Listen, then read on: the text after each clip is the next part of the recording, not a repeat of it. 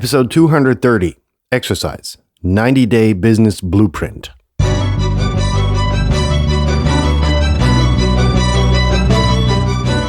You're listening to the very best podcast in the world on health, wealth, and happiness. Please remember to leave a review and share with all your friends and family. And here is your host, Lars Hilser.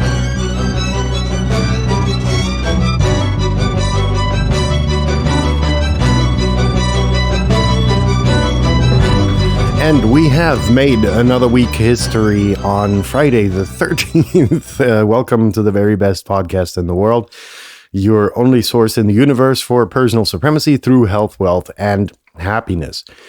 Now, it is Friday the 13th, which is cool because a lot of superstitious people are going to have a very bad day today and blame everything on Friday the 13th, which is interesting because statistically not a whole lot more goes wrong than any other day because, hey, we're here to make things right or something. We, as in our infinite human arrogance, believe that we are influencing the world. I'm not too convinced of that. I think, Mother Nature is insanely more powerful and will get rid of us if we get on her nerves too bad. That being said, a little bit more on the motivational side. So why did I choose this episode today? Well, episode number 40 was about the financial freedom exercise, and that kind of kicked everything off because since then I've been getting feedback like, but how do I do this side hustle, and how do I select what business I'm gonna be running, and yada. And the interesting thing resulting out of that was that I came across this a meme, no less, which said the 90-day business blueprint. And I made a few alterations to put it under reality check, scrutiny kind of thingamajigger, but we're going to get there later. I'm just going to cough these out because let's get to housekeeping very briefly. Number one, sharing is caring. Yes, we have reordered because sharing is the most important thing, right? So if any of these episodes appeals to you, which they should because you're going to be subscribed, right? Otherwise you wouldn't be listening. Please share the content. The reason being, there are going to be people in your network, near or far, who will benefit significantly from the content. And the reason I say this is because I think it was last week or week before last, where I got an email out of the blue saying, hey, I coincidentally jumped on one of your shows simply because a friend of mine shared it to their social media. And it really changed my life. I started binging this podcast and so on and so forth. So an very interesting piece of feedback that arrived. And so I'd like you to do the same, to just share it out there, right? Every single day that a new episode comes out, because this episode may, not be as interesting to you as it may be helpful to someone out there in your sphere of influence, and you perhaps don't even know about it, right? So that being said, number two, views my own, yada, yada, yada. Number three, construction site, building, constructing, major remodeling, everything going on. That's why the episodes are going to be a bit more compact. If you have questions upon them, if I wasn't clear enough on, one or two things, please write an email to the very best podcast in the world at gmail.com. Now, getting started, this thing that I saw was split up into three segments, which was, days 1 to 30, days 31 to 60, and days 61 to 90, which was supposed to be enough to start a business. And I think if you crunch it, and if you have all the time in the world, and if you have a few resources, it can be done. That's the only reason I'm outlining it. Keep in mind, this information in this episode is free. Any of those other goon dogs out there, wallet rapists, will charge you thousands of dollars for this information. So, it might be worthwhile just sharing it out there. So let's get started with days 1 to 30, which is like the first, what do you want to call it? Trimester? No, that would be inadequate. The first month. Let's call it, something benign, the first month. So anyhow, of course, obviously you have to pick a business, right? What do you want to do? I repeatedly mentioned, don't go too complicated. Right. It may be that there's a very realistic, I should qualify that, a very realistic chance that you can get quite wealthy by selling strawberries in front of a supermarket. Right. You go out with, I don't know, $3 in your pocket and you buy a bowl of strawberries. And then, you put them on a stick, on a toothpick, and you sell each strawberry for 50 cents, giving you an insane profit just for putting a stick in it. Right? Toothpick. And it may be that you're overthinking what you want to be doing, right? Because most of you, when you start your business, are going to be caught in the 9-to-5 treadmill. Let's face it, right? That's still a thing that a lot of people start out from. So you want to keep it simple, but you do want to make an exorbitant amount of money, right? There's a lot of people who come out of the supermarket and say, damn, like an ice cream, it's that simple. Just a strawberry on a stick with maybe a little bit of chocolate covering on it, put in the extra effort, will be enough to put you in a position where you have insane profits on the time that you invest, right? So you're standing there selling your, 100 strawberry, chocolate covered strawberries and, listening to a podcast, educating yourself further on how to do business, and then there you go. Boom, pockets full of money. Next day you do the same thing, but you quadruple the operation because obviously, you've made more money, and you can add different flavors, whatever it is at the end of the day. And that's really as simple as it can be. So don't overthink your business idea. Right. I already mentioned it. Educate yourself and watch videos. That's really interesting because what a lot of people fail in, what I failed in, right, was because there was simple facts that I forgot, right? You start your business, you have a great idea, everything's running fine, you have your business plan set, and then you're like, damn, where am I going to get the clients from, right, that pay me? That's something that happened to me. I've repeatedly mentioned it, nothing to be ashamed of, shit happens. And that's something you should take into account. That's why, you should spend the time before you actually roll out and start the business, is to educate yourself, right, on all pitfalls that could be there, that could come across your path.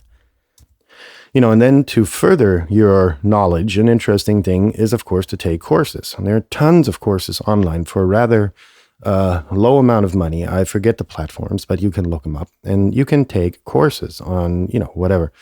Accounting, because you're going to be stuck with all of that stuff immediately from the beginning, right? Your local tax man's going to want a reporting scheme from you, what money you made, what money you invested, what money you spent, what were your, that whole ordeal. It's going to be there. So you need to have all of those things on your radar. Now, mastering the skill is something that was in there next in the first month. And of course, when you're selling strawberries, I don't know if that's going to be such a thing. But if you cover them in chocolate, there's going to be a quicker way for you to do it, right? So figure that out. Make it more efficient. Slim it down, and that's what the last thing to do is on your first month. Now let's get into the second month, right?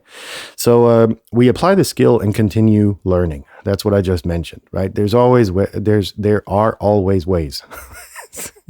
Jesus, English is so hard, to make your processes more efficient, maybe, outsource some of it, like accounting. If that's not your thing, I can totally relate, hire an accountant, right?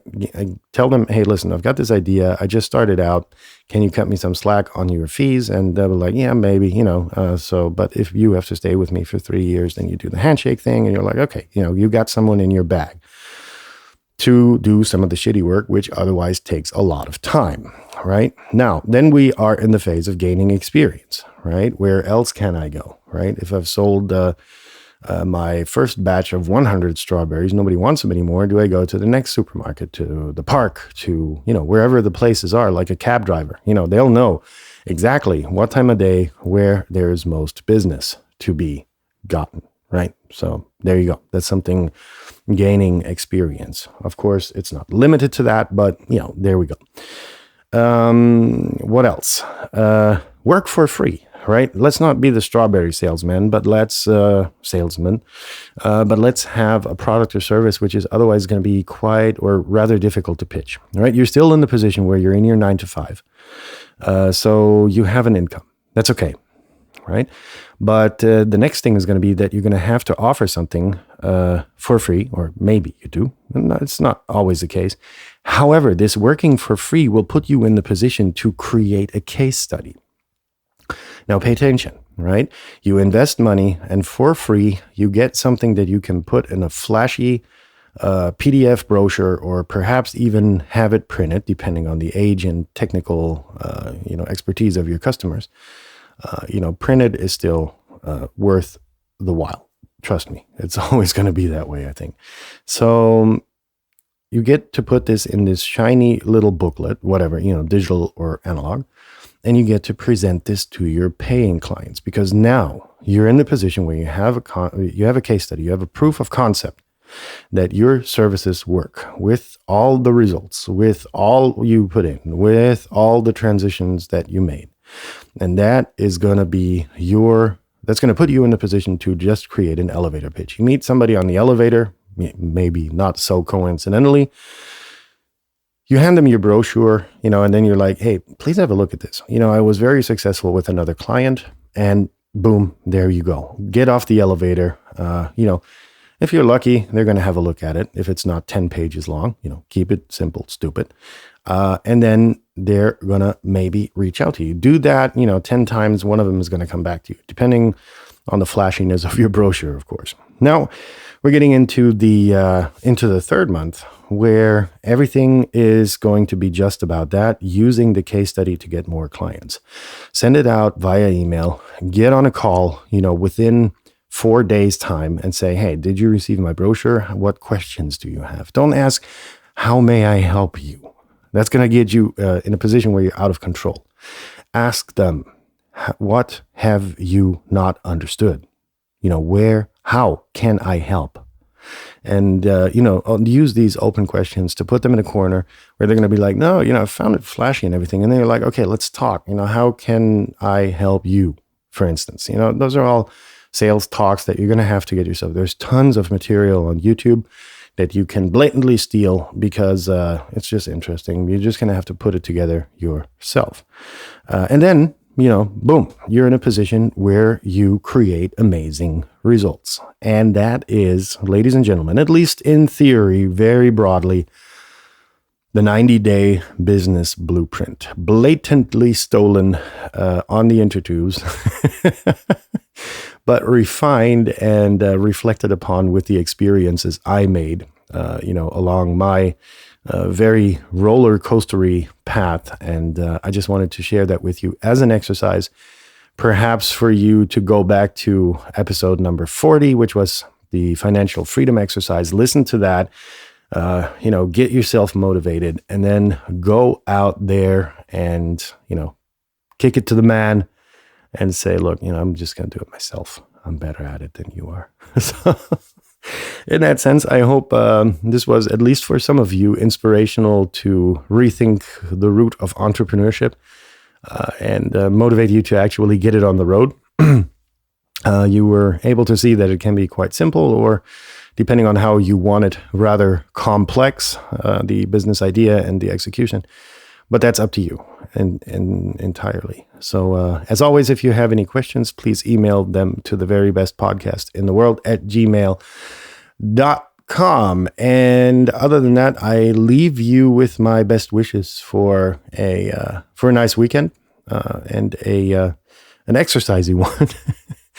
And we're going to be back in touch on Monday. Have a nice weekend and stay safe. Bye-bye.